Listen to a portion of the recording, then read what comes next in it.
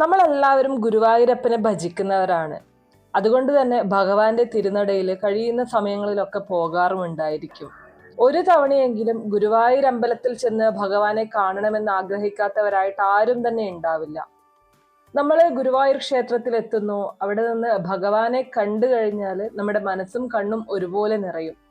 പിന്നെ നമുക്ക് അവിടെ മറ്റൊന്നും കാണണമെന്നുണ്ടാവില്ല. പക്ഷെ ഗുരുവായൂർ അമ്പലത്തിൽ ഗുരുവായൂരപ്പനെ മാത്രമല്ല നമ്മൾ ദർശിക്കേണ്ടത്, ഭഗവാനെ മാത്രമല്ല നമ്മൾ പ്രാർത്ഥിക്കേണ്ടത്. ഗുരുവായൂർ അമ്പലത്തില് നാലമ്പലത്തിനുള്ളിലും ചുറ്റമ്പലത്തിനുള്ളിലുമായിട്ട് ഒരുപാട് വിഗ്രഹങ്ങളുണ്ട്.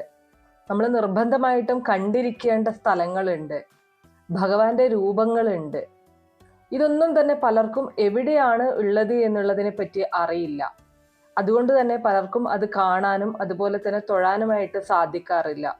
ഇവിടങ്ങളിലൊക്കെയും നമ്മൾ കണ്ടുകൊണ്ട് തൊഴുതുകൊണ്ട് പ്രാർത്ഥിച്ചുകൊണ്ട് ഇറങ്ങുന്ന സമയത്താണ് ദർശനം പൂർണ്ണമാകുന്നത്.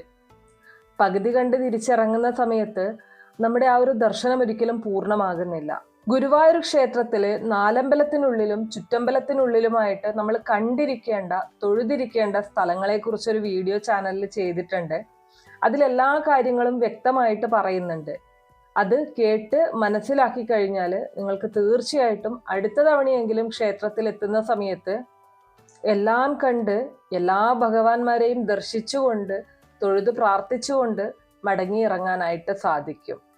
അപ്പോൾ താഴെ കാണുന്ന പ്ലേ ബട്ടണിൽ ക്ലിക്ക് ചെയ്ത് കഴിഞ്ഞാൽ നിങ്ങൾക്ക് മുഴുവൻ വീഡിയോ കാണാനായിട്ട് സാധിക്കും. ഇല്ല എന്നുണ്ടെങ്കിൽ ചാനലിൽ കയറി കണ്ടോളൂ. അപ്പോൾ നന്ദി.